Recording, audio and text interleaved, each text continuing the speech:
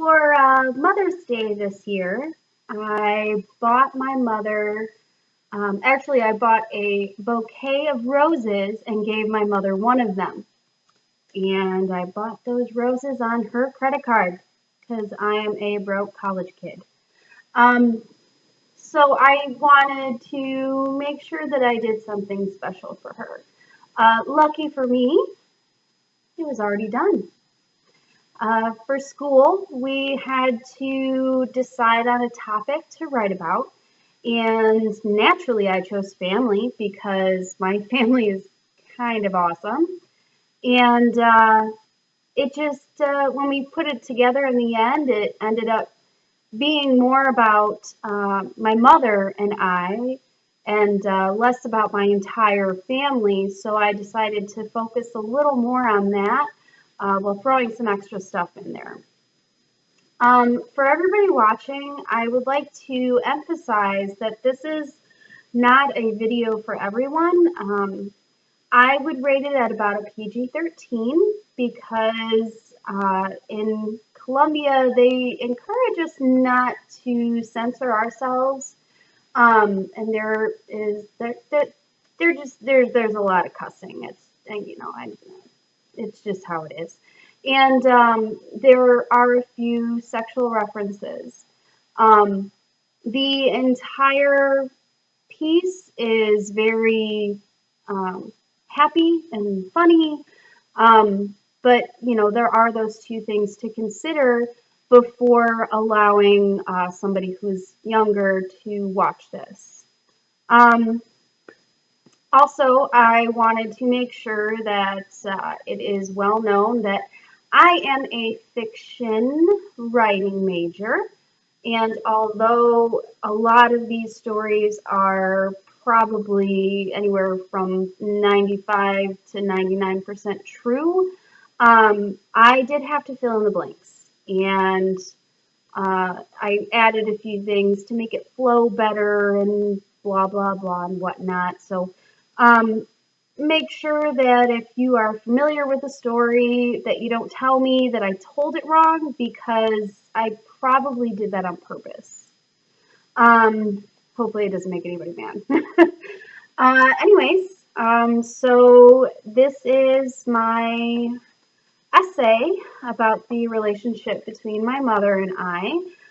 There are a couple other sub-focuses, or whatever you want to call them. But it's largely about the relationship between my mother and I. And it's 21 pages, so go get some popcorn, Mom, and Diet Pepsi, and kick up your feet and relax. Here we go. As a child, I successfully fell off of a horse and got back on all by myself. At least that's what I told my mom. I told my mom lies constantly to get attention, even though I was the center of her single mother world. The day my mother realized this was the day I cut my own hair. I took my rounded safety scissors and cut two diagonal lines that met at the top and formed a triangle off to the left side of my thick bangs before heading downstairs to the kitchen. I had to stand on my tippy toes on my Barbie pink stool in the bathroom in order to see myself in the bathroom mirror. I remember sitting down next to my grandmother and electing to eat the same cereal just like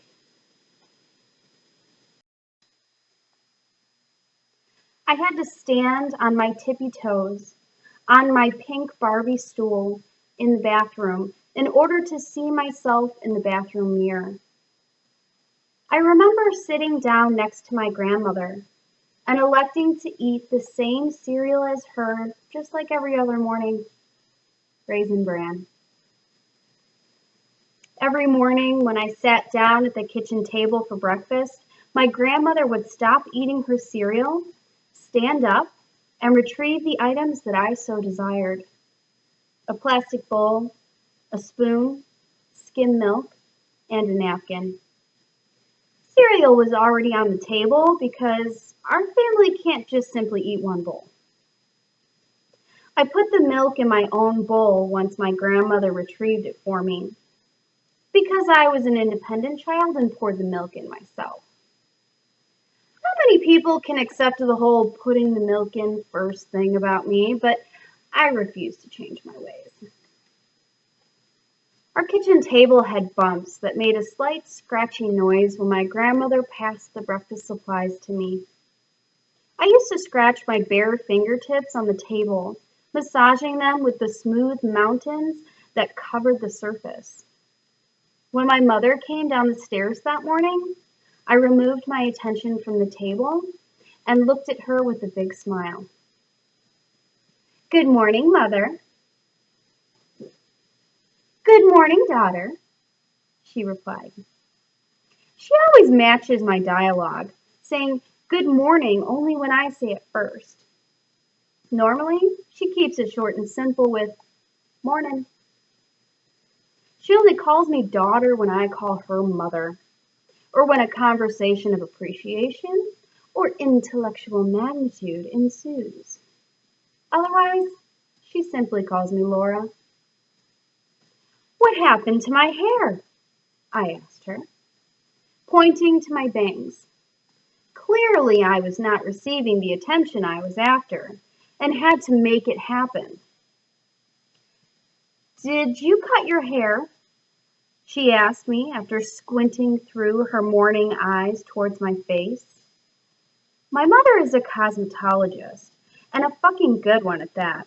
So she assumed that her profession would help to eliminate the awkward "my child cut her own hair" incident that many parents and children before us had faced.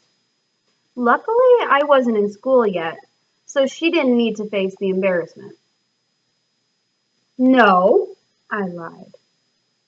"Laura, Nell, don't lie to me," she said with a motherly tone.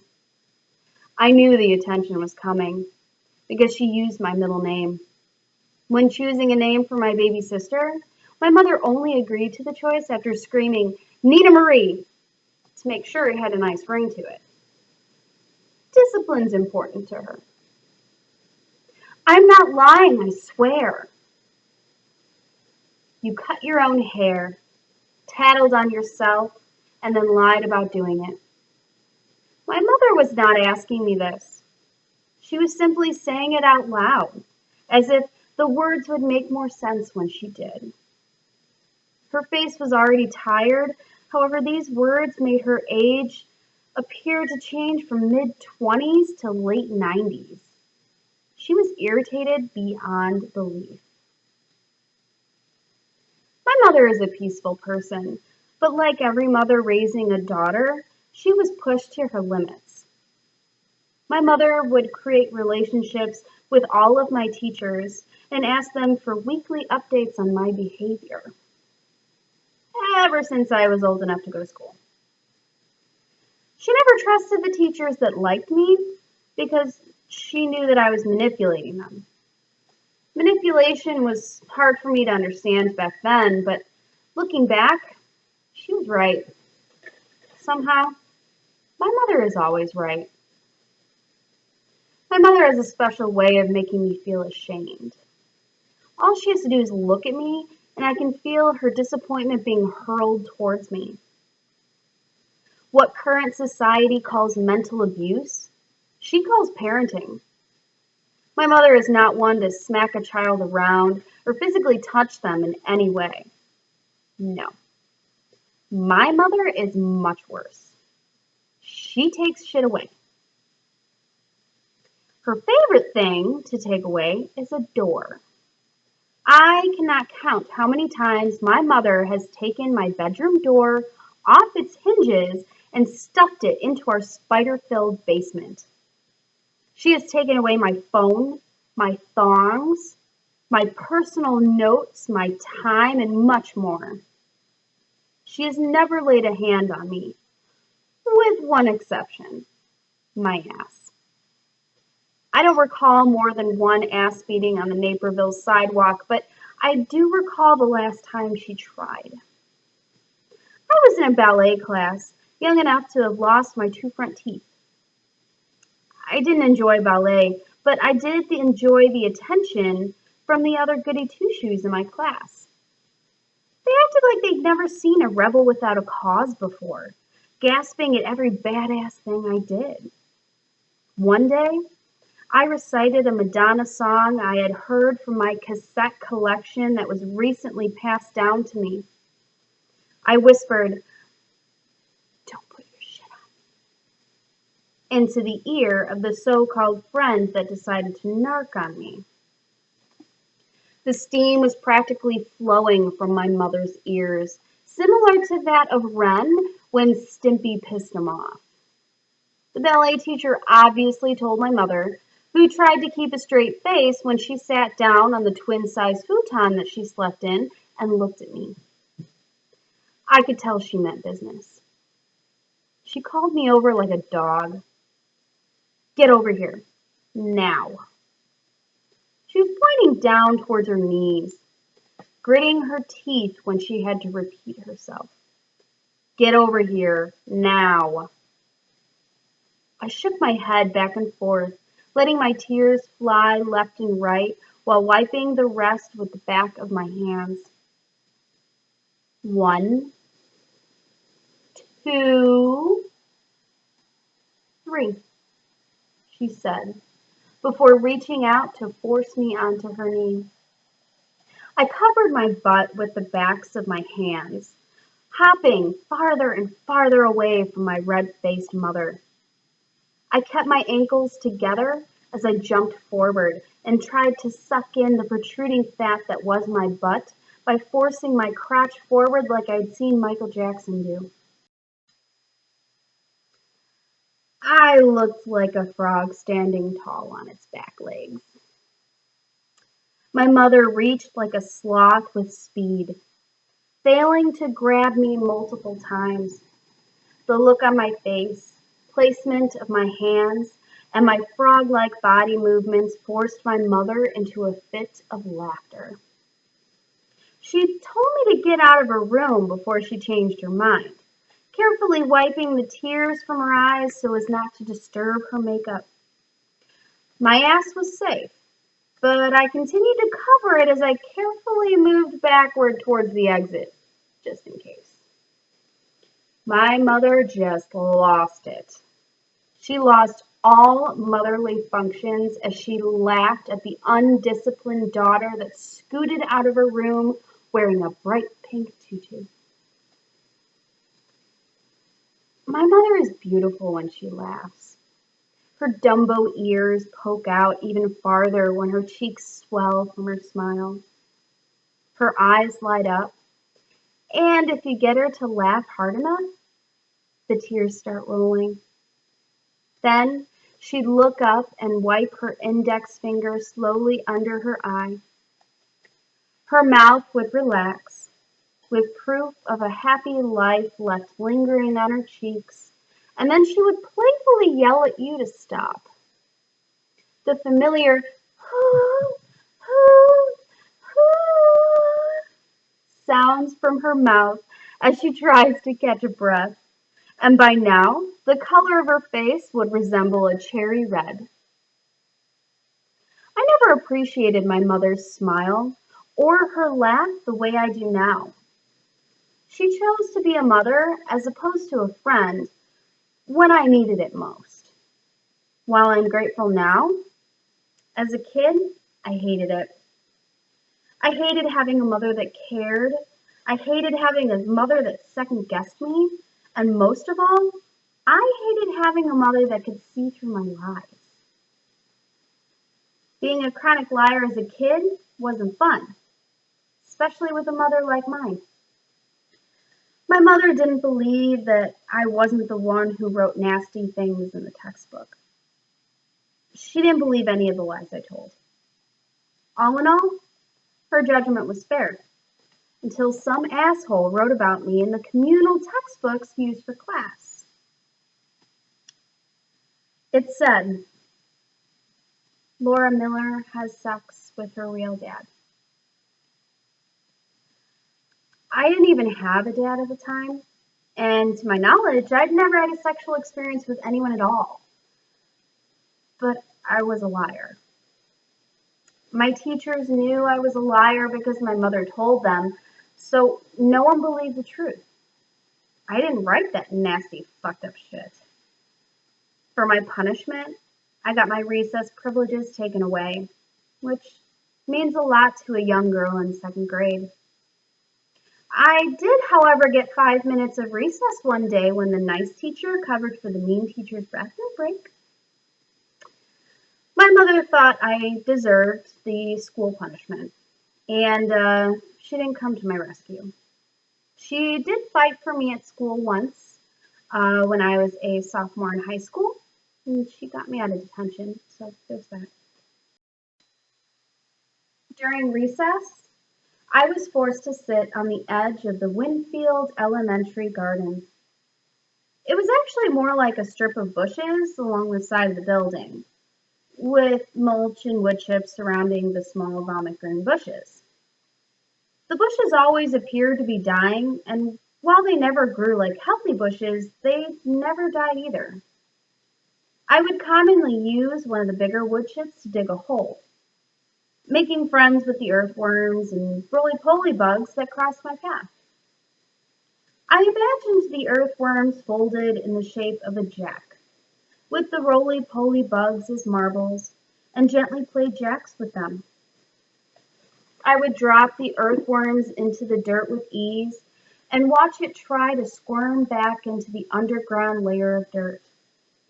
Obviously, that is considered an illegal move and constituted an additional throw. I won every time. My punishment, in addition to lost recess time, was to also rewrite every page of the textbooks that were written on, including books from 3 different subjects. No matter what was written or drawn, I was sentenced to fix it. I rewrote about 30 full pages of textbooks. Half were about me, and the other half made a declaration that someone was there. I rewrote the page I actually did write on. Laura M. was here, in perfect second grade cursive, with a heart under Laura M. and above was here. My heart had an arrow, fully detailed with a sharp arrowhead tip and feathered tail, a strip on the upper left-hand part of the heart to represent a glisten, and 3 small stars surrounding it. The quicker the stars were drawn, the better they looked. It was beautiful, but the school didn't see it that way. To make matters even worse, I also had to write, "I will not write in textbooks," 50 times every day for 2 weeks when I got home from school. My mother had a notebook set aside for such occasions, with "Bad Girl Notebook" written on the cover with a thick black Sharpie. It was filled with repeated statements such as, "I will not kick boys in the crotch," "I will not lie to my mother," "I will not put toothpaste in the door jamb," "I will not tell grandma that mom was arrested when she wasn't," and other stupid shit that I did as a child. The notebook filled up so quick that my mother had to buy another one. College ruled this time. Every time a new sentence needed to be added to the collection, my mother would slowly write the sentence on the first line of the page. She didn't trust me to number the lines because I had accidentally skipped a few numbers once, so she also had to slowly write each and every number. Her handwriting is horrible, just like the douche that wrote about me in the textbooks, which is why she had to write slowly so that I could read it. She did the same thing on Christmas presents from Santa, trying to create a new font to fool me. The handwriting of the nasty shit suggested a boy, sloppy with no loops or curls, but in second grade, you can't expect everyone to write as well as I did. To this day, I am unsure as to who the asshole or bitch that wrote that stupid phrase in 15 textbooks. Furthermore, I don't know why. Regardless of what I didn't know, I began to try and leave the lying behind me after this boy cries wolf experience. It was hard. I relapsed a lot, but today I can happily say that I tell the truth more than I lie. When I do lie, it's either intentional for the purpose of peace or subconscious. If my brain decided to lie about something that didn't matter, like earplugs, I would let it slide. I lied about earplugs last month at work. My coworkers and I were talking about bugs, more specifically infestations, before the meeting began. I explained how afraid I was to leave my garbage inside my new city apartment at night, and how equally frightened I was about taking it outside before bed, in the dark, where people get raped and killed. Obviously, my fears were exaggerated. However, I began placing my garbage inside my refrigerator. I was hiding my garbage from the cockroaches. After the laughter from everyone subsided, the massage therapist mentioned a video that she had watched on YouTube. This video happened to be one that made faces cringe and skin crawl. It was a video of the greatest fear of mine, a cockroach in the air. Yes, I hate cockroaches. And yes, I hate anything near my ears. This conversation reminded me that I had not yet purchased earplugs to sleep with. I always remembered them when it was too late and I was lying in bed with my eyes wide open. Regardless of my numerous failed attempts to attain earplugs, my brain convinced me that I did in fact purchase them. When I told everyone in the office that I wore earplugs to bed every night, no one blinked an eye. They believed it as much as I did when the words came out of my mouth. Once the subconscious lie was out, I branded it as harmless and did not retract it. Regardless of how harmless it was, I felt out of control. I hate the feeling of being out of control. I'm a bit of a control freak, but I try not to dwell on that stupid lying brain of mine. I have also always been a drama queen, which is yet another reason why my mom had a hard time believing her blonde-haired, blue-eyed liar. This is why she waited until I was 13 to take me to the doctor for the pain in both of my feet. I've had pain in my feet since the day I was born, and it simply got worse as time passed. I was 13 when the pain in my feet increased dramatically because I started playing basketball. It was no longer just me and mom. I had a new dad and a new baby sister now. When I was 5, my mother asked me what I wanted for Christmas. We lived with my grandmother at the time, and I already had 2 rooms full of toys and goodies. I didn't want toys that year. Instead, I asked for a baby sister. 6 years and 7 months later, I finally got one. The day my sister was born, it was my mother's birthday. The family agrees that it was payback to my mother because now she actually had to celebrate her birthday. I held her in my arms and looked into her eyes, expecting to see a plain old baby. When I saw my sister for the first time, I saw more than just a red-skinned, fragile human that couldn't do more than shit, piss, eat, and cry. I saw the beautiful sister I always wanted. My new dad, Pete, was part of the little sister package, and I'm not upset in the slightest. He encouraged me to call him Pete instead of Dad because he didn't want me to think he was replacing my birth father. Truth is, he did. Pete didn't need to be called Dad, but he sure as hell earned the title. We had fun when I was younger, and while it has matured over time, we still have fun to this day. He always used to place his grip on my thigh, right above my knee, and squeeze. I was so ticklish there when I was younger, and how he knew that was a mystery to me. One evening, before my sister was born, my mother and I went with Pete for a stroll down the Naperville Riverwalk. Mom and I had never gone there before Pete, but once I went, it was my favorite thing in the world.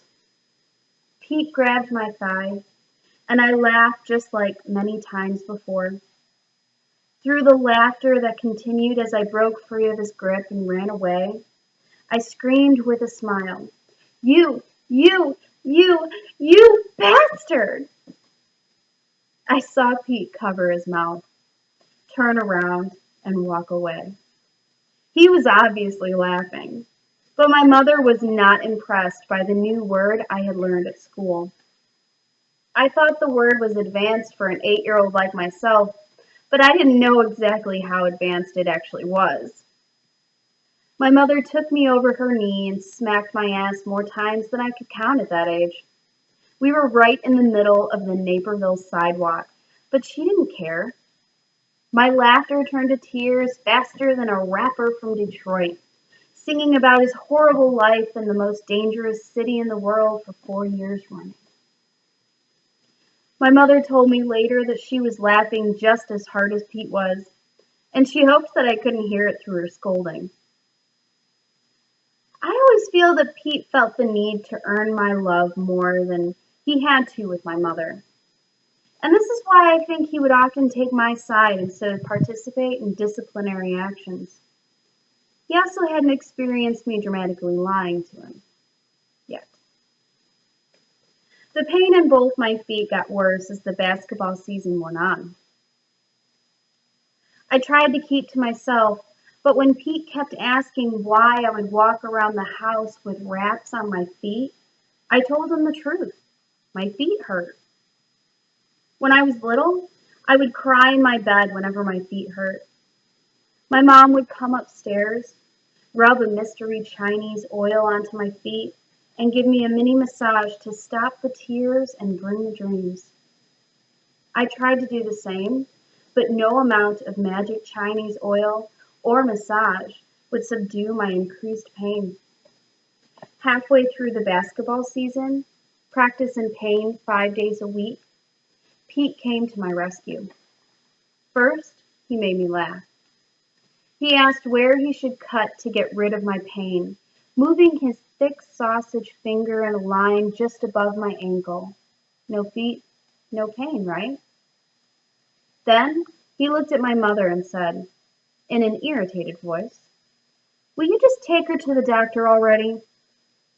My mother agreed, but only after looking me in the eye and asking plainly, "Do you really think you need a doctor?"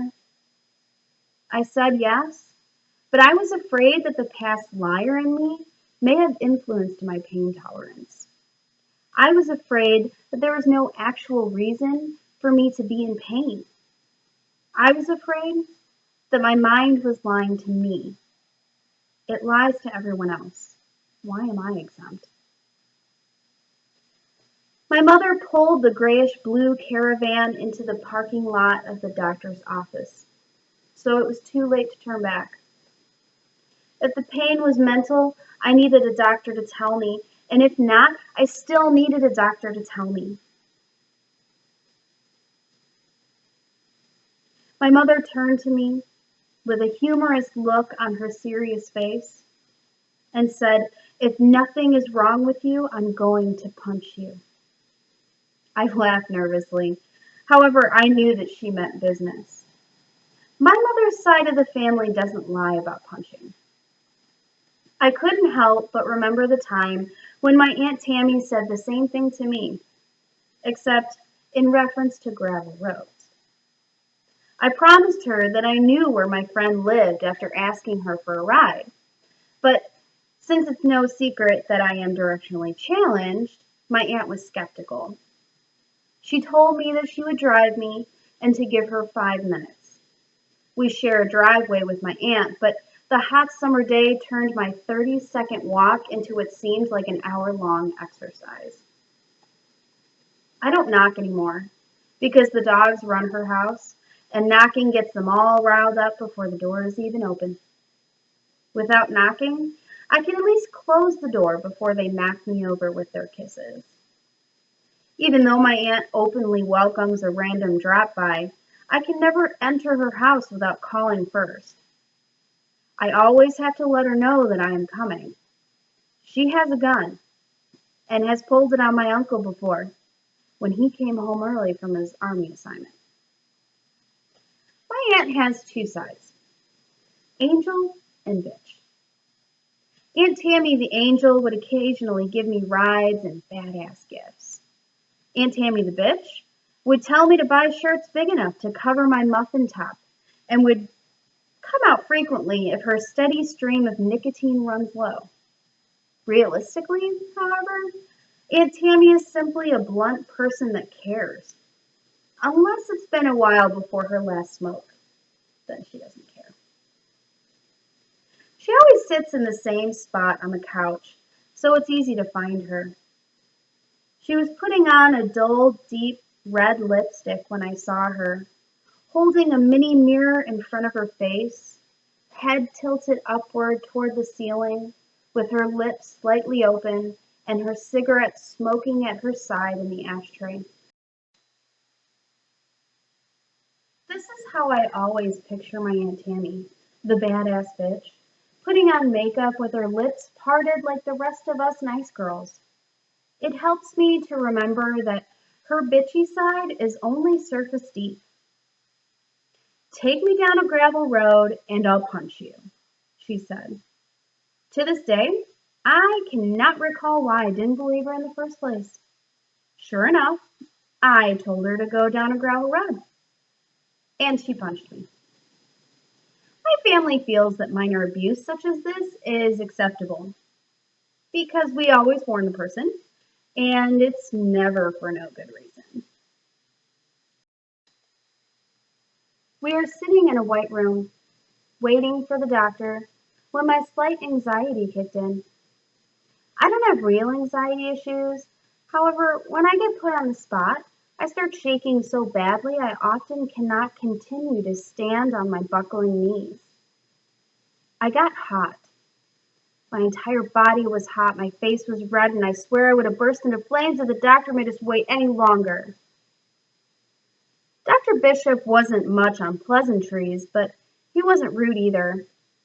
He introduced himself, shook my clammy hand, and told me to pull up my pant legs before looking at my feet dangling from the patient chair.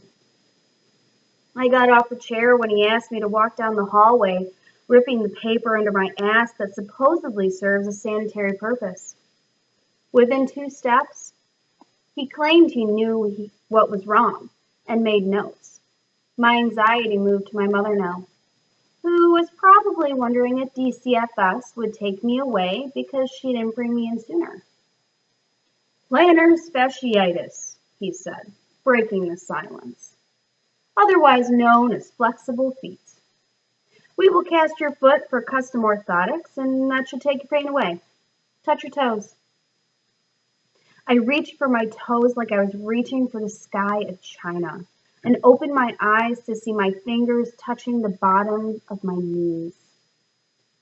It hurt like a bitch, and I couldn't even touch my shins, let alone the clouds that swarmed in the Chinese air below me. My mother yelled at me. He said touch your toes. Come on. My mother is not a cheerleader, nor does she claim to be. And if my mother were a cheerleader, she wouldn't have wasted her breath on the lying drama queen that I was. Actually, Miss Day, this is common. Her thighs are compensating for the lack of stability in her feet, making them tight, he said to her. I was excited to have a doctor on my side, until he followed with, that's why her thighs are so big. Did I mention that he didn't have much of a bedside manner? My mother was really embarrassed now. She felt the need to defend herself against the non-existent jury. She's a drama queen and a chronic liar. I thought she just wanted foot rubs, she said to the doctor. Although I was well on my way to rehabilitation, she had every right to think that. I confirmed that fact with the doctor, and DCFS was not called to haul me away. We were back in the car, engine running, and the instructions to stretch daily in hand when my mother looked at me. My mother is not perfect, but she is rarely wrong with me. She never says she knows something when she doesn't, and has more experience and common sense than I do. So I've never heard her genuinely apologize. She's never had to. Laura, I am so sorry. If I would have known, she paused. I am so sorry. I smiled. Because for the first time in my life, I was right. I also got some ice cream out of it, so I told her that I forgave her. But this moment made me really proud.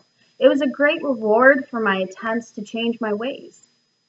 The relationship between my mother and I also began to change, with more moments of friendship and trust poking through the adolescent hostility that I carried through my teenage years. Our relationship was mending so well that even as a teenager, I enjoyed attending my first concert with her, Godsmack, opened by Rob Zombie, when I was 15. It was on a school night, and she smelled the weed first. She became more and more honest with me about her past life as the years went on, sharing stories about the birth father I rarely knew. My favorite story includes my father getting very drunk and placing himself as flat as possible on a nearby wall.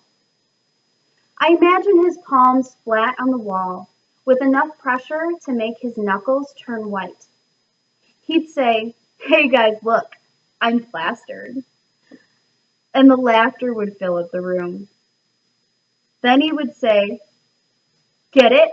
I'm plastered on the wall, and I'm plastered because I'm drunk." He's a dork. One that loves attention as much as I do. Every opportunity I get that I encounter alcohol and walls, I make sure to duplicate this scene. I wish I was there to see my mother act so carelessly with such careless people.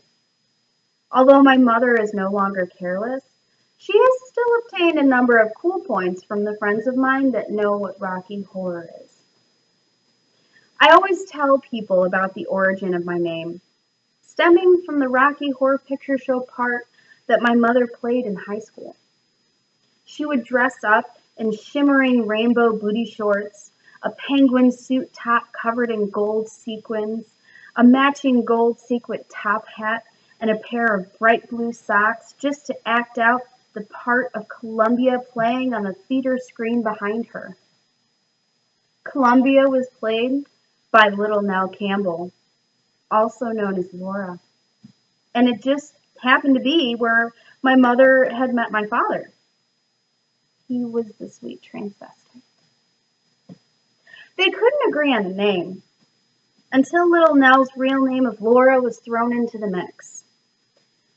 It always makes me smile to see the reactions of the people I tell. I now know that if they cringe, they probably won't be my friend for much longer. 11 years after the beginning of a perfect mother-daughter bond I have now, and my incomplete diagnosis, my mother complained of her sympathy pains. I would be lying if I said I was upset about my mother's sympathy pain. It was actually very satisfactory to me. Now that my mother and I had mended our relationship and become friends, I could even tell her that. I was on my butt, scooching down the stairs, and my mother was holding the cast on my right leg, propped up in front of me. I was in so much pain that I became scared the surgery didn't work. My doctor made it seem so straightforward. Plantar fasciitis was caused by the extranavicular bone. Therefore, take out the extra bone and pain goes away. This news from my fourth foot doctor was a blessing at the time. My pain had never gotten better, but instead got worse as the years went on. This surgery, even though reconstructive, had a 95% success rate. When he explained the procedure, I wasn't afraid at all. I was excited for a life of no pain, even if I had to go through an entire year of recovery. My mother took 3 days off of work to care for me, even though she works from home. And I told her that I would be fine. I wasn't fine. I would have starved and pissed in my bed if it wasn't for her. I was going to take the train to school and have my mother just drop me off at the train station, but she wouldn't let me. You don't want to do that. You'll regret it. Let me drive you, she would say over and over again. At least the train was there as a backup if we ever needed it, but we never did. My mother's pain went away when my cast came off, and this was also when she forgave herself. She made up for not believing little lying Laura by tending to me when I needed her most. Today, my mother is my best friend. I go to her with advice about men. We go on vacations together. We get drunk together. Hell, we can even live together peacefully now.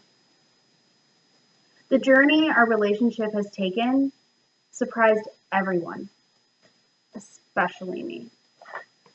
I love you, Mom. Happy belated Mother's Day.